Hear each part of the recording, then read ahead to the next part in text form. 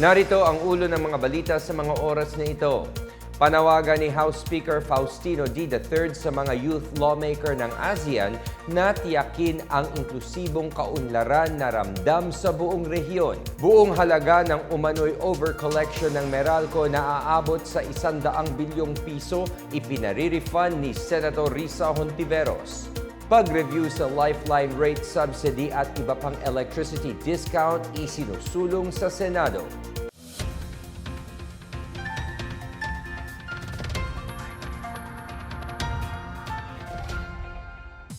Ako si William Theo para sa PNA Headlines. Nanawagan si House Speaker Faustino D. III sa mga youth lawmakers sa ASEAN na itaguyod ang kaunlarang ramdam ng lahat bilang sentro ng agenda ng rehiyon.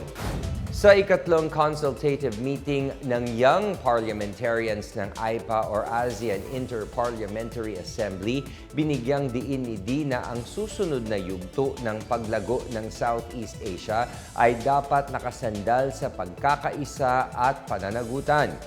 Ayon kay D, sa kabila ng lawak ng ASEAN na may halos 700 milyong populasyon at ekonomiyang nagkakahalaga ng $3.8 trillion, nakasalalay ang kinabukasan ng ASEAN sa kabataan na bumubuo sa 1/3 ng populasyon.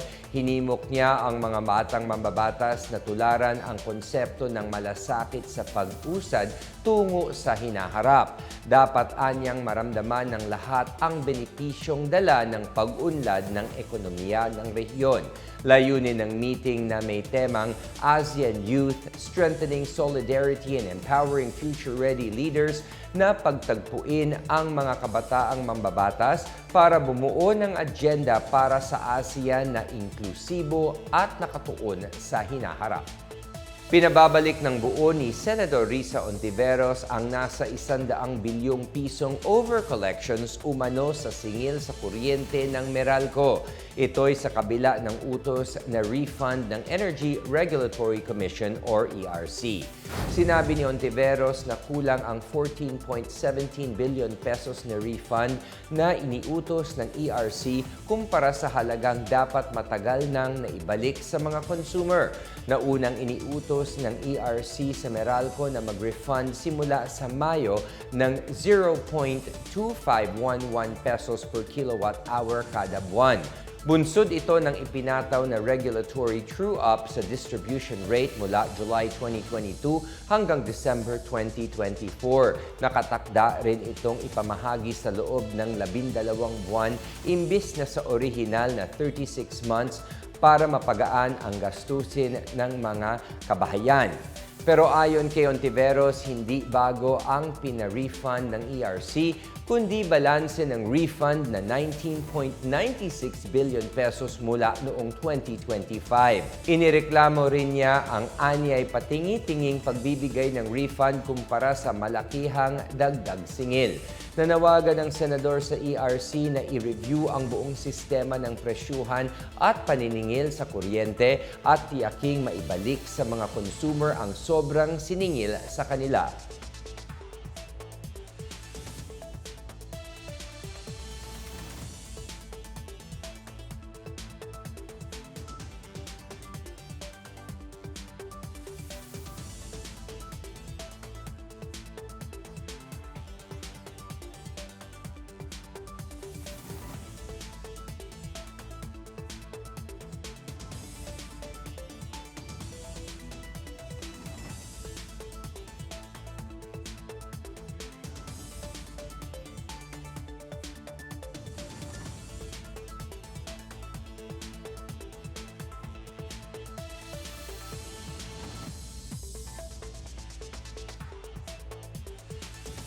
Isinusulong ngayon sa Senado ang pagre-review sa pagpapatupad ng lifeline rate subsidy at iba pang diskwento sa kuryente, lalo na ang epekto nito sa mga naghihirap na Pilipino kabilang ang mga nasa middle class.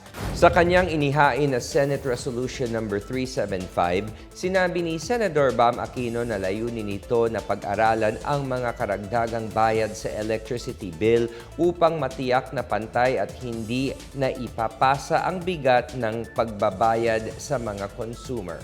Nais din ng resolusyon na suriin ang kasalukuyang cross-subsidy mechanism kung saan ang mga discount na ibinibigay sa mga marginalized users ay binabawi mula sa iba pang consumer na nagdudulot ng issue tungkol sa equity at sustainability.